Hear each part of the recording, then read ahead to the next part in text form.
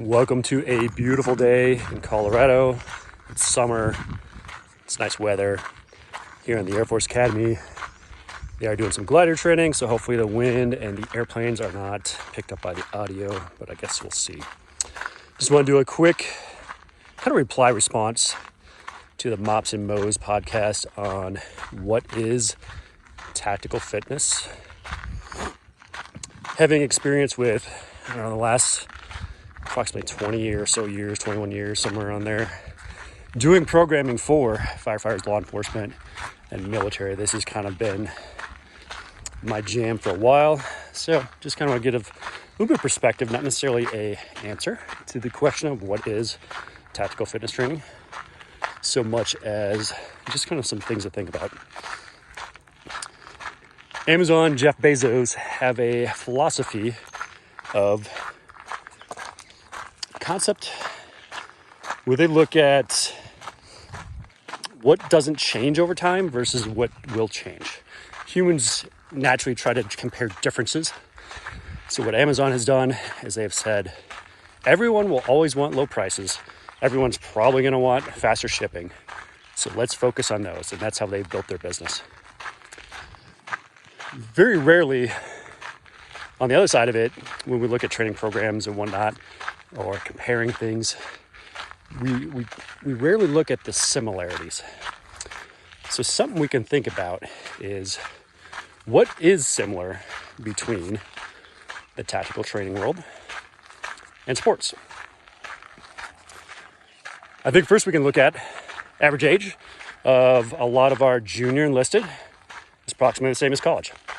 And you look at the pro sport level, it's generally the average age of our DoD forces as a whole. Law enforcement, fire, a little bit higher. A little bit different with those career fields. But that is one thing that is, for the most part, similar. Or something that we could at least say, hey, this is the same. And if it is different, maybe we can look at some differences there. Get up my pen here real quick.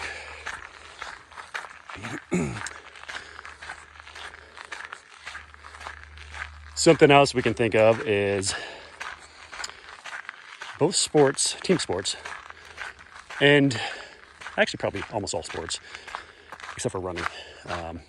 Almost all sports, as well as the tactical world, has to deal with the constraints of having to use specific equipment, whether it's protective or actual tools of the job, or sport, for that matter. So then the question always, I shouldn't say question, the argument always comes up, our gear sucks. So instead of saying our gear sucks, we should be asking the question, why? Is it because the universe is not capable of producing a product that works?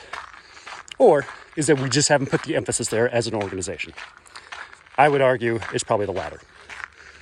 You look at other industries, other sports, they put the emphasis there. It's not that there's a physical impossibility of improving the equipment. They just put an emphasis there. So what other things are similar between sports and the tactical fitness training world? So if you look at the 4 coactive models, what I like to use as a lens of how to see kind of how to organize everything. So the 4 coactive model is your physical capacities, your psychological, your technical, and your tactical, all surrounded by the general health of the athlete. So using that, there is a game plan for every day, or every game rather, based on the specific opponent you're going to meet.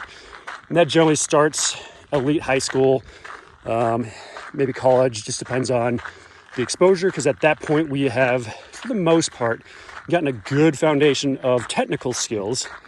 The physical is starting to come online. We're still developing a little bit, but primarily we've gotten a lot of the development out of the way. And now we're focused on the tactical side of it, making decisions. What do I know this opponent will do compared to what I know my teammates are going to do, etc. And a coach at that level will have a game plan for said opponent. When we look at sports as a whole, team sports specifically, the primary strategic objective is to remove space and time from your opponent, while at the same time attempting to increase your space and time. There's a lot of nuance to it. Again, you can get into the game plans as you get more refined, but as an overall strategy, we are looking to remove space and time from the opponent while gaining ours. And this can be accomplished through OODA loops and etc. And we can kind of go down that rabbit hole. But for today, if we think about the tactical world, the question we have to ask is it that much different? When we go into an environment, are we not removing the space and time for the opponent force to react, to be able to have offensive operations, and all these things? You could say resources, maybe another portion that we were trying to win a battle of, but I would argue that really ties into space and time. If you take away an organization's money, it requires them longer time and more space in order to achieve the same objective. So therefore, it comes back to space and time. Let's wait here a minute. So again, just kind of think about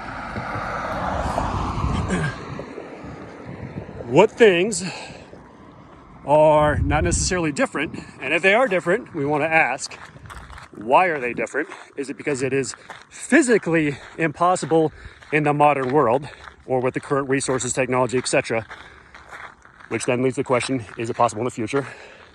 Or is it just because we have not put the emphasis as an organization into those items? Which may be a rabbit hole you want to go down, and maybe not. That's all I got for today. Talk to you later.